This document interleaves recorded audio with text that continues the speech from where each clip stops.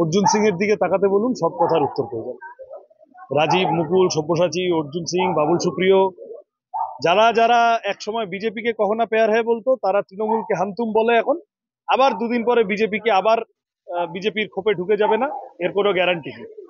ফলত সায়নী ঘোষ সহ তৃণমূলে যারা আছেন, যে কেউ যে কোনো দিন বিজেপিতে ঢুকে যেতে পারেন, আর বিজেপিতে যারা আছেন যে কেউ যে কোনো দিন তৃণমূলে ঢুকে যেতে পারে। ওই জন্য আমরা বলছি ফুল বদলে লাভ নেই, আমরা ফল বদলাবো। আর ওরা ওইটা গোডাউন একটাই, শোরুম দুটো আলাদা। ফলত এই কথা এখন বলে লাভ নেই। এটা তো উনি কি বলেছেন আমি বলতে পারবো না, ওনার কথার আর আমি শুনিও নি। সেই অর্থে আমরা তোলাবাজির বিরুদ্ধে, দাঙ্গাবাজির বিরুদ্ধে লড়তে নেমেছি, রুজি রুটির পক্ষে লড়তে নেমেছি। রুজি রুটির পক্ষে, জিনিসের দাম কমানোর দাবিতে, বেকার সমস্যা সমাধানের দাবিতে, স্কুল কলেজ হাসপাতালের চেহারা ভালো করার দাবিতে লড়তে নেমেছি। আমার ধারণা যাদবপুরের মানুষ সমর্থন করবে।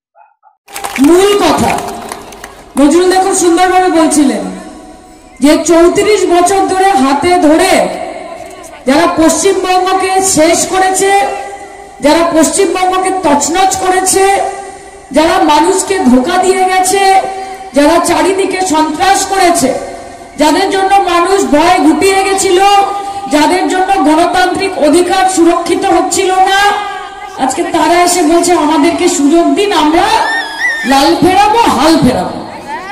তারা বলছে তো 34 বছরে আপনারা এমন হাল ফিরিয়েছেন যে মানুষ আর আপনাদেরকে ফেরাতে চাইছে।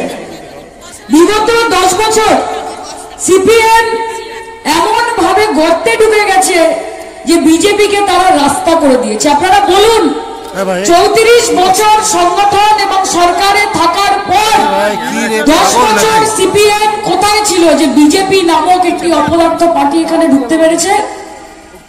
কোথায় ছিলেন আপনারা?